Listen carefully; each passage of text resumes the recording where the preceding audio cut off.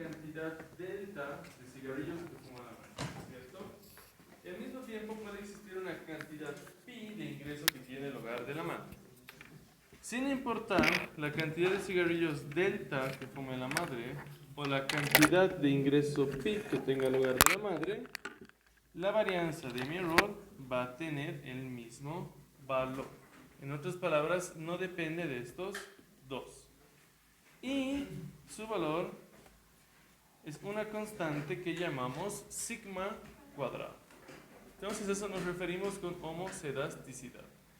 Que el error no depende o no va a cambiar con los diferentes valores de mis variables independientes y que es una constante. Mismo supuesto que habíamos visto antes.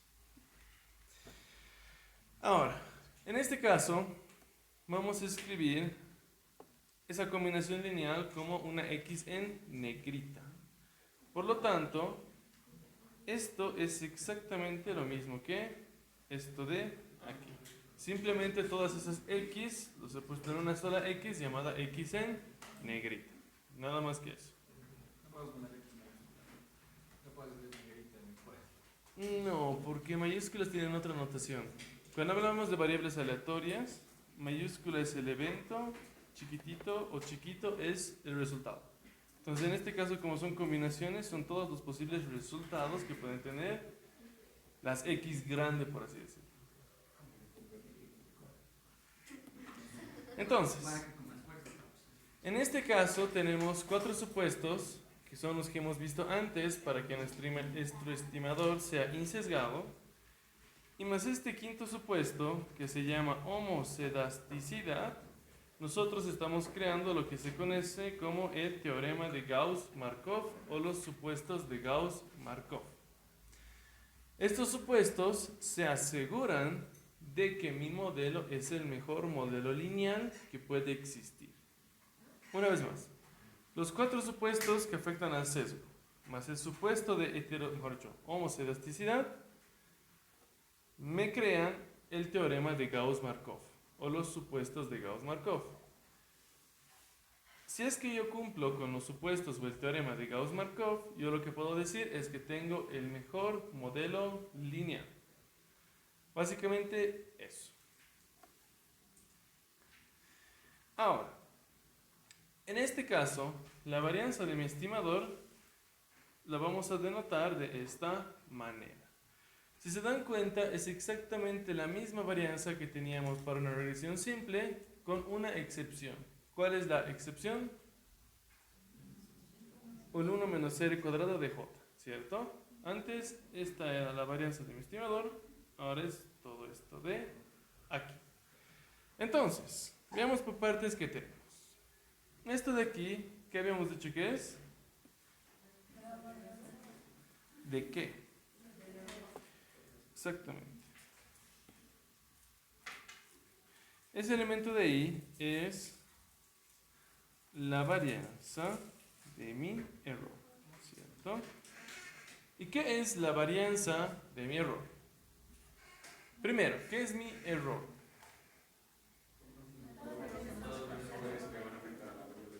Exactamente, todo aquello que no está presente dentro de mi modelo que termina afectando a la variable independiente. Aquellas características no observadas o no presentadas en el modelo. ¿Qué es la varianza? Es una medida de dispersión, ¿cierto? ¿Qué tanto varían mis datos respecto a su propia media? ¿Qué es la varianza del error entonces?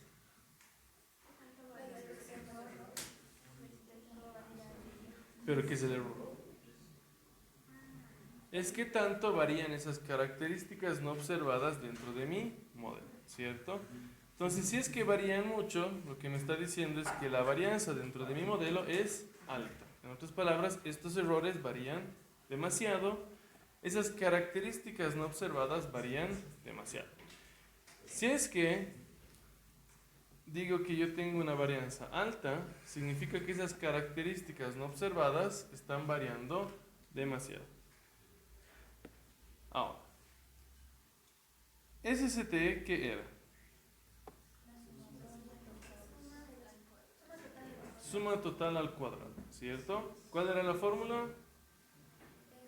Una sumatoria de, digamos, xj menos xj barra todo esto al cuadrado, ¿cierto? Esto de aquí, ¿qué es?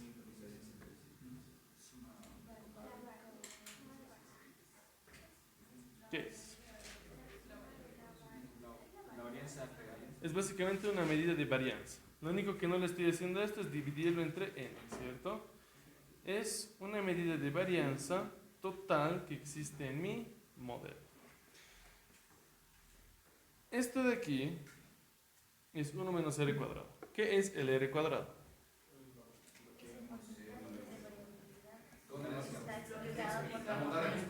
Exactamente. Exactamente lo mandó de ajuste también. Pero el r cuadrado es el porcentaje o la proporción de la variabilidad total que está siendo explicada por mi modelo. Ahora, cuando yo digo r cuadrado de j, yo lo que me estoy refiriendo a que el r cuadrado de j es el r cuadrado de una regresión entre xj y todo el resto de x. ¿Qué quiere decir eso? Si yo tengo k igual a 5 y j es igual a 2, estoy haciendo una regresión de qué con qué. No. El r cuadrado j es una regresión de xj con todo el resto de x. Si k es 5 y j es 2, estoy haciendo una regresión de qué con qué. No. De 5 con 2. ¿Pero de qué? Todo escrito, letra por letra. No. De x2 ¿con qué? Con x1, con x3, con x4, con x5 y tenemos un error. Entonces, este r cuadrado es el r cuadrado que resulta de esta regresión de acá. Sí. Entonces, esta regresión de aquí, ¿qué me está explicando? El grado de dependencia que tiene la variable x2 por las demás variables. Sí, básicamente. ¿De qué manera la x1, 3, 4 y 5 me terminan afectando a mi x2? ¿Cierto? Si el r cuadrado es bajo de esta regresión, llamémoslo r cuadrado 2, si el r cuadrado es bajo en esta regresión, ¿qué significa?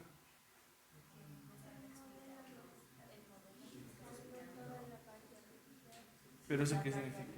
Que las otras variables no explican toda la variable 2. Exactamente lo contrario.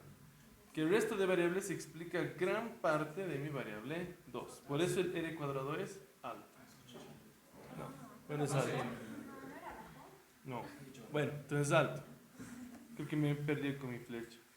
Entonces, cuando el r cuadrado de 2 sea alto, ¿qué significa?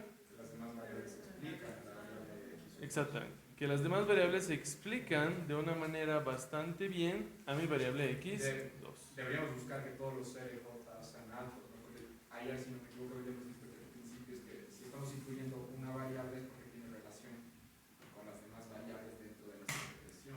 Sí, pero ahí viene el chiste, qué tan relacionadas quiero que estén. Y eso ahorita vamos a ver cómo afecta la varianza ese grado de relación como tal. Para que sean las variables deberíamos entender que sea chiquita. Exacto. Esa es la conclusión a la que vamos a llegar. Ahora, cuando yo quiero que el r cuadrado sea bajo, es lo contrario, ¿cierto? Significa que mis otras variables dependientes solamente explican una pequeña proporción de la variación total en mi variable x sub 2. En otras palabras, la relación es bastante débil, por así decirlo. Entonces, cuando el r cuadrado es alto, estos explican gran parte de esto. Cuando es bajo, estos explican solamente una pequeña parte de esto. Ahora, yo quiero que esto sea un valor alto o bajo. Primero, Yo quiero que la varianza sea alta o baja. Baja, ¿cierto? Yo quiero tener una varianza que sea baja. Entonces, ¿yo qué puedo modificar de aquí para que la varianza sea más baja? Primero, empecemos con este de aquí. No se puede. ¿No se puede? Es con añadiendo más variables. ¿Qué significa R cuadrado? Ah, es lo que acabamos de explicar. No entiendo. Es el r cuadrado que resulta de una regresión auxiliar donde x2 es la variable dependiente y el resto de x son las variables independientes. En otras palabras, estamos haciendo otra regresión para encontrar estos valores.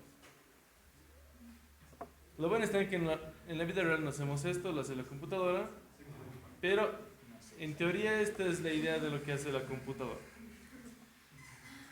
Entonces, esto de aquí, ¿lo puedo modificar o no lo puedo modificar? Se puede modificar de una manera. Puedo incluir más variables, exactamente. Puedo añadir más variables que expliquen o que básicamente eliminen el efecto de variabilidad que tiene la U dentro de la Y. Ahora, ahí voy a correr con un riesgo. Ese riesgo es con lo que viene esta parte de aquí. Ahora, antes de ir ahí, yo quiero que este valor sea más alto o más bajo para que mi varianza sea más baja. Más alto, ¿cierto? Si esto es más alto, esto es más pequeño. ¿Cómo podemos hacer que esto sea más alto? Exacto. Que haya más variabilidad de mi variable independiente. Y habíamos dicho que eso lo hacemos usualmente teniendo una muestra más grande, porque tengo una mayor diversidad de mis datos. Ahora, aquí viene el interesante. Este de aquí. ¿Quiero que sea más grande o más pequeño? Más grande. O sea, el total. Más grande. Sí. Porque como es uno menos. Quiero que esto sea lo más grande. Entonces, yo quiero que el r cuadrado sea lo más grande o lo más pequeño. Lo más pequeño, ¿cierto? Yo quiero que esto tenga el valor más bajo posible. ¿Y eso qué significa? Que mis variables independientes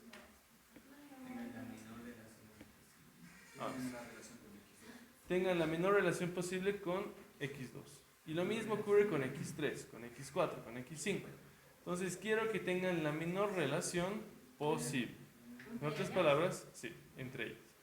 Porque si tienen la menor relación de una con otra, otra con otra, otra con otra, este valor va a ser bajo, este más grande va a ser alto, y en general todo esto va a ser más bajo. Eso es básicamente lo que buscamos. Por ese motivo es que aquí viene el riesgo. Si yo incluyo algo aquí, probablemente esto igual vaya a ser más alto, entonces esto es más bajo, y ahí ya tenemos un problema. Por ese motivo es que se dice que solamente se debería incluir las variables que uno necesita. No deberían meter todas las variables del modelo dentro de su modelo de regresión lineal. ¿Alguna duda de esta parte? ¿Nada? Listo. Entonces, este es un resumen de lo que teníamos ahí. Teníamos sigma cuadrado, que es el error de la varianza. Esto significa que un sigma cuadrado más alto significa una varianza más alta para mis estimadores. Este sigma cuadrado ¿es de alguna x en particular? No, ¿cierto? Es de absolutamente todo lo que tenemos ahí.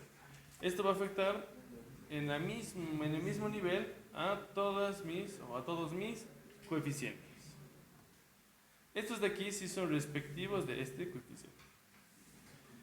Después tenemos la variación total de la muestra, que es básicamente esa varianza sin la n. Habíamos dicho que un SST más grande va a hacer que la varianza sea más pequeña. Por lo tanto, mayor variabilidad de mis datos, menor es la varianza de mi estimador.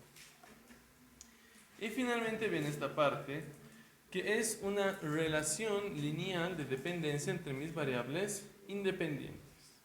Lo que me dice es de que si es que existe una mayor dependencia, también va a haber una mayor varianza. Lo contrario es cierto. si la dependencia entre mis variables es más pequeña, eso significa que la varianza también va a ser más pequeña.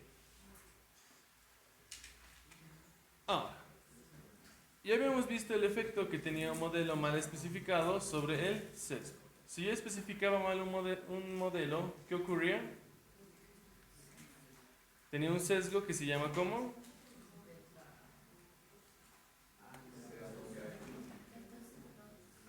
¿Cómo se llama? Variables omitidas. Exactamente, se llama el sesgo de variables omitidas. En este caso vamos a ver qué ocurre con la varianza si es que yo omito variables importantes. Este de aquí es la varianza de mi estimador clásico, ¿cierto? De una regresión simple. Yo quiero ver cómo se compara con la varianza de la regresión múltiple.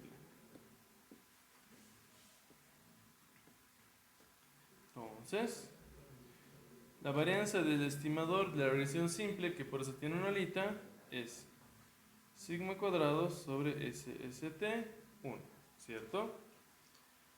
Vamos a poner aquí un signo de interrogación porque no sabemos si es mayor o menor o igual al resultado de la varianza que obtenemos por regresión múltiple. ¿Cuál de los dos va a ser más grande? ¿Y por qué? De la izquierda. ¿Quiénes dicen derecha y quiénes dicen izquierda? ¿Quién dice derecha? De la derecha. Ya, ¿quién dice izquierda? Espera, pero ¿cuál es la derecha y cuál es la izquierda? Este de aquí es el de la izquierda y este de aquí es el de la derecha. ¿Quién dice izquierda? ¿Quién dice derecha? El mayor, ¿no? ¿Qué? Mayor derecha. El mayor, sí. Derecha. Efectivamente, el mayor es el de la derecha. ¿Por qué? El r cuadrado puede estar en ¿qué rango de valores? 1 y 0, ¿cierto? 1 significaría básicamente que existe una relación lineal perfecta. 0 que no existe ningún tipo de relación lineal. Si es que el r cuadrado sería 0, esto es 0, esto es 1, entonces esto no importa y los dos son iguales. Entonces, si es que no existe ningún tipo de relación entre mis variables independientes, su varianza va a ser igual. Si existe algún tipo de relación, este valor va a ser mayor que 0. Esto va a ser un número menor que 1. Y 1 dividido entre un número menor que 1 me da un número mayor que 1. Entonces, este va a ser más grande que este. Siempre y cuando el r cuadrado no sea 0. Exactamente. Entonces, la varianza de un estimador de una regresión múltiple es más alto o más bajo. Es más alto que el que obtenemos a través de una regresión simple.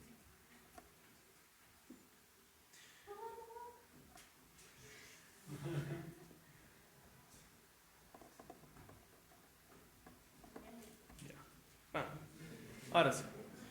Entonces, aquí está exactamente lo que decíamos. Mientras la varianza de mi estimador va a ser más pequeña, a menos que el coeficiente de beta 2 sea 0, y vamos a tener un estimador insesgado y con diferentes problemas. Adicionalmente, la varianza va a ser más grande. Una característica, pero que existe, es que la varianza de cada estimador se va a volver más cercana a 0 si la muestra se va volviendo más grande. ¿Por qué motivo? Porque al tener una muestra más grande, este indicador de la varianza va a ser cada vez más grande. Por lo tanto, esto va a ser cada vez más pequeño. Entonces, por eso mi varianza va a tender a ser más pequeña. Y una vez más, por este motivo es que no se hacen regresiones con 30 observaciones. Porque el tamaño de la muestra es tan pequeño que mi variabilidad es muy pequeña. Exacto. Es muy pequeña, por lo tanto es un valor bajo, por lo tanto en general todo es alto. Por lo tanto, la varianza de mis estimadores va a ser más alta de lo que debería ser.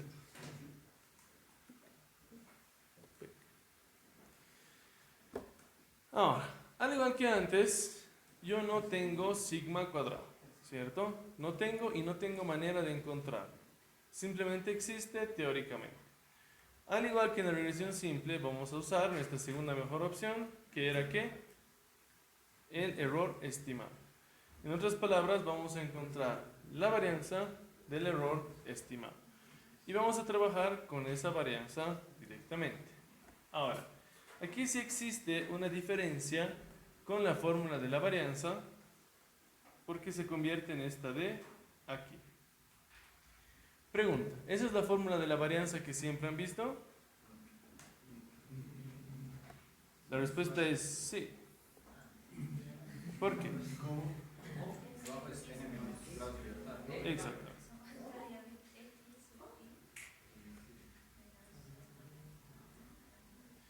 La fórmula de la varianza que ustedes tenían era esta, ¿cierto? Esta de aquí no era nada más que la resta de grados de libertad. Quedaba la coincidencia que en su caso siempre era 1. Aunque restaban un grado de libertad porque estaban hablando de algo muestral y no de lo poblacional. Ahora, en este caso la primera pregunta es, ¿qué ocurre con esto aquí? ¿Por qué ya no existe? No. Exactamente. El promedio de los errores estimados habíamos dicho que es 0. Por lo tanto, si esto es 0, directamente me quedo con esto de acá, ¿cierto? Que es lo de aquí. Aquí lo que teníamos era n menos los grados de libertad. Aquí tengo n y esto de aquí son los grados de libertad que yo le estoy quitando a mi varianza. ¿Por qué motivo le estoy quitando k más 1 grados de libertad? ¿Y el 1? No. ¿De Java? ¿Qué tengo k más 1? ¿Qué tengo k más 1? ¿Qué es k? Es el número de variables. ¿Y qué es k más 1? Exactamente, es el número de betas. ¿Y qué tengo k más 1 también? No, algo hemos dicho al principio que teníamos k más 1. ¿Qué era? Mínimos cuadrados ordinarios, ¿de dónde saca su nombre?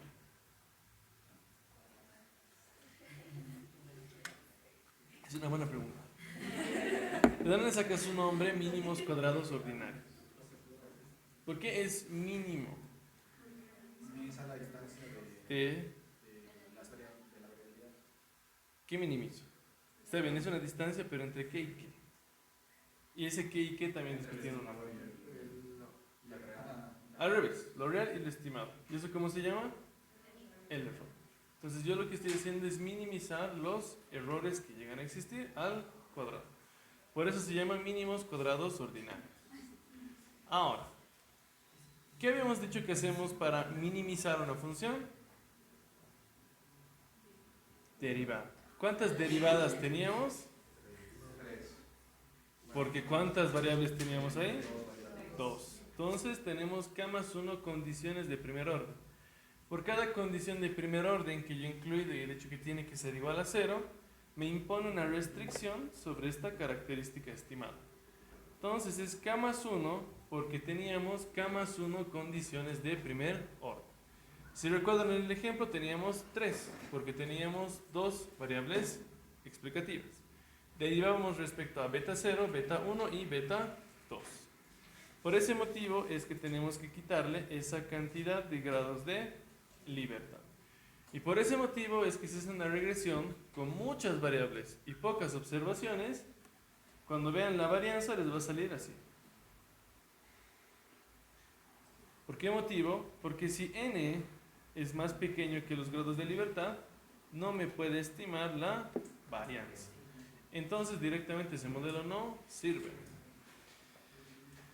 Entonces, este resultado lo volvemos a poner dentro de la fórmula que teníamos para la varianza de beta gorrito j y encontramos el error estándar de beta gorrito j, que es simplemente la raíz de la varianza. Sí.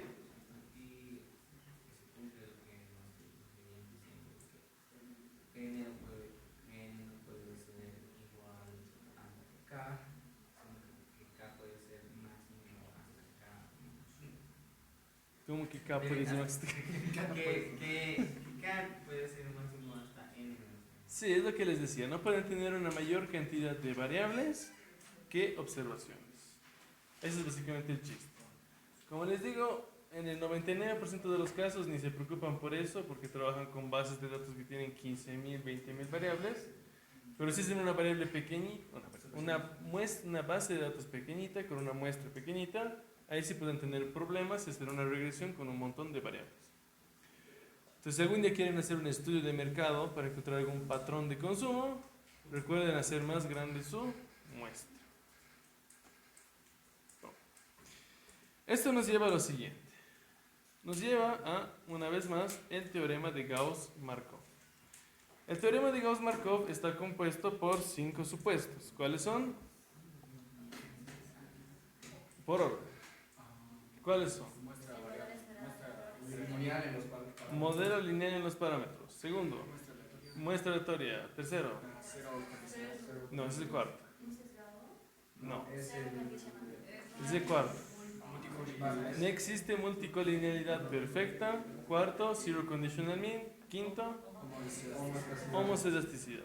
Si yo cumplo con esos 5 supuestos, mi estimador se dice o se lo conoce como blue. ¿Por qué blue? Porque es el mejor estimador lineal insesgado. ¿Qué significa mejor?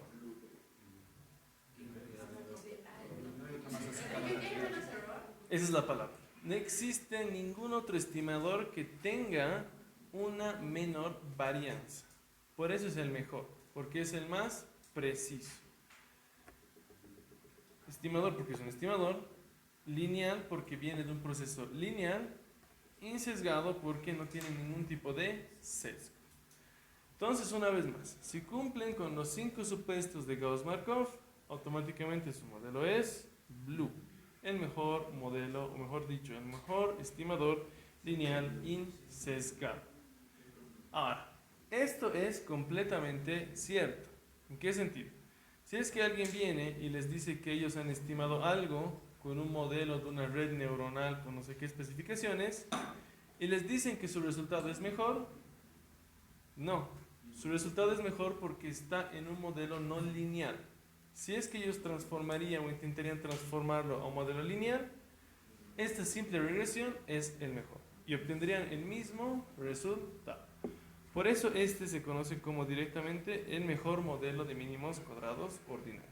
No existe algo mejor dentro de un análisis lineal. Entonces, ¿qué significa esto? Si es que nosotros cumplimos con todos nuestros supuestos, con todo lo que tenemos, nosotros tenemos el mejor modelo lineal disponible. Ahora, en este caso de nuestra regresión simple, ¿ustedes creen que cumplimos con todos los supuestos? Sí, o sea, sí se conoce, mejor dicho, una regresión múltiple. En este modelo de regresión múltiple, ¿ustedes creen que cumplimos con todos los supuestos? O sea, de primera vista, no sé. Ahí está lo difícil. ¿Cumplimos o no? Vayamos paso por paso. Primer supuesto. Primer supuesto, modelo lineal en los parámetros. ¿Podemos escribir el modelo verdadero del peso de un bebé de esta manera? Sí. Sí, digamos que sí podemos. Segundo supuesto, muestra aleatoria simple.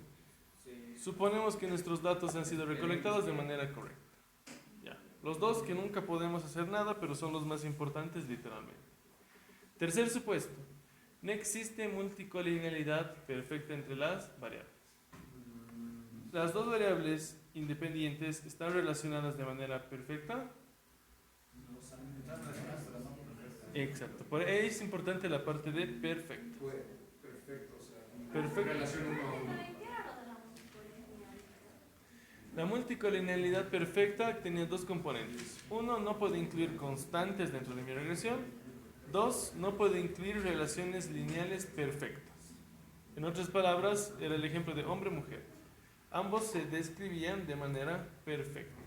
Porque si yo tengo la variable de mujer, puedo predecir perfectamente quién es un hombre. A eso nos referimos. En este caso, ¿tenemos multicolinealidad perfecta entre ambos? No. No. Ahora, esos son los tres supuestos fáciles. Los otros dos supuestos son los supuestos que se destrozan una y otra vez. ¿Por Sí. qué no nos hemos fijado en eso de las demás variables? En sí solo nos hemos fijado de random números. ¿Por qué no nos hecho énfasis también con sí? ¿Con cuál? O sea, entre las tres variables. Pues solo nos hemos fijado si, por ejemplo, estas dos tienen proporcionalidad, pero no hemos dicho con sí. ¿Por qué no nos hemos fijado? No existe multicolonialidad perfecta. Te aseguro que si tengo la educación de la madre no puedo describir perfectamente oeste. Si tengo este no puedo describir este oeste. Y si tengo este no puedo describir ni este oeste. Ahí viene el énfasis en perfecta. Ya. Es que básicamente es lo que les decía en un ejemplo ayer, si no estoy mal ustedes. Si estamos jugando un juego de lanzar una moneda, sale cara, yo gano, sale cruz, tú pierdes. Entonces, si yo he ganado, ¿qué ha pasado contigo? Has perdido. Si dentro de tu base de datos tú sabes que yo he ganado, ¿sabes el resultado que tú tienes? Sí. A eso se conoce como una relación lineal perfecta. Yo puedo describir perfectamente algo en función a otra variable, pero perfectamente. ¿Sí? Ah, ¿Yo? sí. O sea, esa relación tiene que ser en ambos sentidos, ¿no? Para que sea perfecta. Sí, básicamente sí. Es lo contrario. Si es que yo sé que él ha ganado, yo sé que yo he perdido. Entonces, ahí viene el chiste, es algo perfecto. Porque yo sé que este y este están relacionados con este, ¿cierto? Este tal vez tiene una relación con este lo dudo. Este tiene una relación con ambos. Todos los tres están relacionados uno con otro. Pero ninguno está relacionado de manera perfecta. Ese es el chiste. Tienen relación, pero no es perfecta. Por eso ese supuesto igual es bien fácil de cumplir. A partir del cuarto es donde se complica completamente la cosa. Porque ¿qué es el cuarto? Zero conditional mean, ¿cierto? Zero conditional mean era que el valor esperado del error, dada una cantidad de cigarrillos delta que fuma la madre, dado un ingreso alfa que tiene la madre, y dado una educación rho que tiene la madre, es simplemente independiente de esos valores. Y es 0. Ahora, ¿cumplimos con este supuesto o no? Es difícil, ¿cierto? Como la madre depende del ingreso de la familia. Exactamente. Ahí viene el problema. Este supuesto es el que es el más difícil de cumplir. ¿Por qué motivo? Como decía su compañero, aquí dentro, por ejemplo, está la nutrición de la madre, ¿cierto? La nutrición, no me importa la cantidad de cigarrillos que fume la madre, digamos que no afecta. Pero la nutrición sí está afectada por su nivel de ingresos. El valor esperado de la nutrición va a ser más alto, probablemente, mientras la madre tenga un mayor ingreso. Y lo contrario es cierto. Y digamos que también está relacionado con la educación. Mientras la madre tenga un mayor nivel de educación, digamos que se nutre de una mejor manera porque sabe la importancia de nutrirse durante el embarazo. Entonces, ahí viene el problema. Este supuesto del zero conditional mean no se cumple.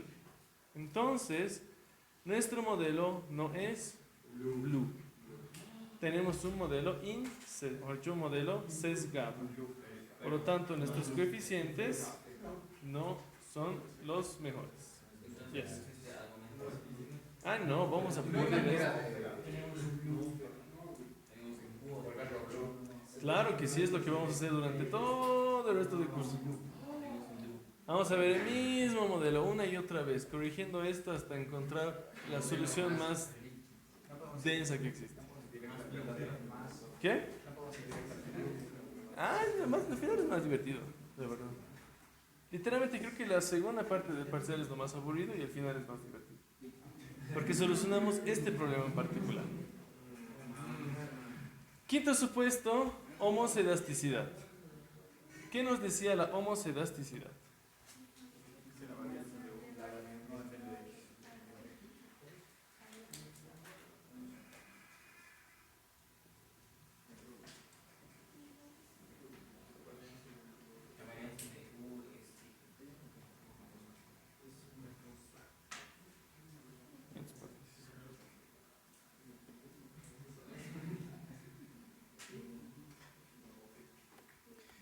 Eso es lo que me dice la homoselasticidad. La homoselasticidad me dice que la varianza del error es la misma sin importar las características que tenga la madre. Lo cual igual es bien difícil de que sea cierto. Van bien casadas con el tema de la Homoselasticidad, sí. con el zero condition. Sí, lo chistoso está en que solucionar este problema es mucho más fácil que solucionar este otro. Porque una vez soluciones el zero condition means ya prácticamente se solucionado el otro. Sí, digamos que sí. Como que sí.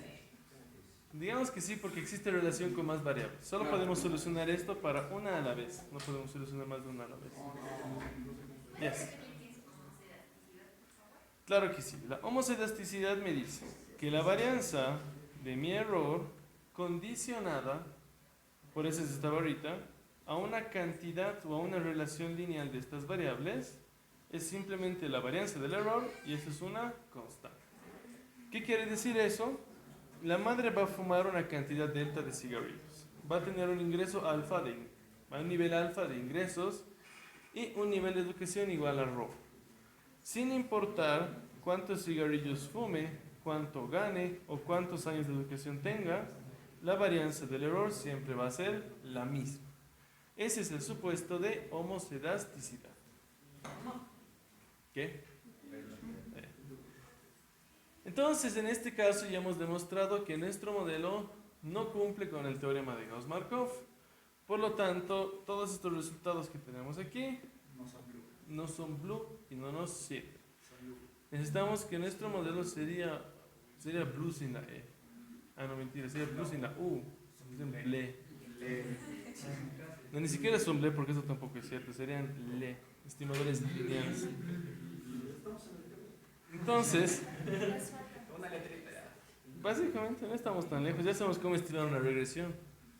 Como les digo, muchas veces en el mundo real van a ver una regresión y van a ver un genio que diga que acaba de estimar algo que nadie podía estimar.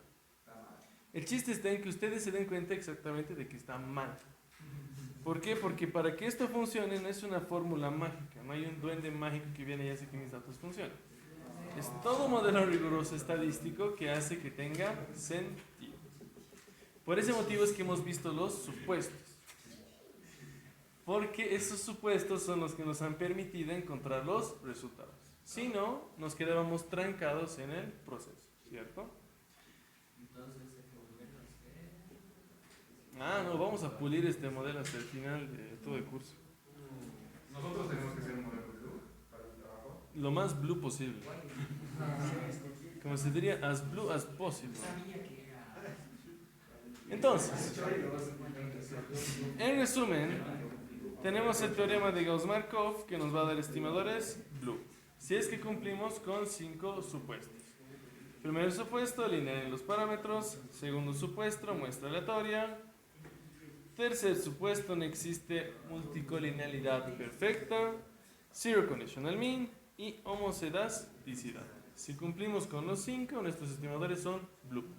No cumplimos con uno de ellos, nuestro estimador es sesgado, puede no ser el mejor y demás. Por eso ahí viene la relevancia de cumplir con todos los supuestos. Entonces con eso hemos terminado el capítulo 3 del libro, que era estimación. Y ahora vamos a empezar el capítulo 4, que se llama inferencia. Inferencia es utilizar todos estos datos que teníamos y hacer algo más con ellos. Antes de ir al break. ¿De qué creen que me servía estimar el error estándar hasta ahora? Hacer pruebas. Hasta ahora. Esa es la siguiente respuesta. Acercarme a la regresión. ¿Qué tan variable es tu? Exactamente, me servía para ver qué tan variable eran mis datos. Pero eso no me dice absolutamente nada. Aquí podemos decir que mi estimador de la educación de la madre es más variable que el ingreso de la familia, ¿cierto? ¿Eso me dice algo? No, ¿cierto? ¿Por qué? Porque lo chistoso está en que este valor de coeficiente es más pequeño y este más grande. Entonces, si este es más grande pero varía menos, si este es más pequeño y varía más, este es bueno, este es malo, lo quito, ¿qué hago? Entonces, ahora sí viene lo que nos decía su compañero. vamos a hacer pruebas de hipótesis para determinar si es que estos coeficientes son significativamente diferentes de 0 o no. Podemos hacer pruebas simultáneas. Claro que sí. En realidad, eso es exactamente lo que están en las últimas diapositivas, estimar el intervalo de confianza de cada uno de estos. Entonces, hacer esa prueba de hipótesis es tan común que ya está hecha aquí. Toda esa otra parte que hemos visto hasta ahora son los resultados de pruebas de hipótesis. Si este de aquí, ahora vamos a ver, si este de aquí lo divido entre este, me va a dar exactamente este de aquí. Esto de aquí yo lo voy a evaluar con una distribución T y este es el pi-value. La probabilidad de que yo rechace mi hipótesis, no. Entonces, en función a esto, vamos a determinar si es que nuestras variables tienen un efecto significativamente diferente de 0 o no. ¿Qué?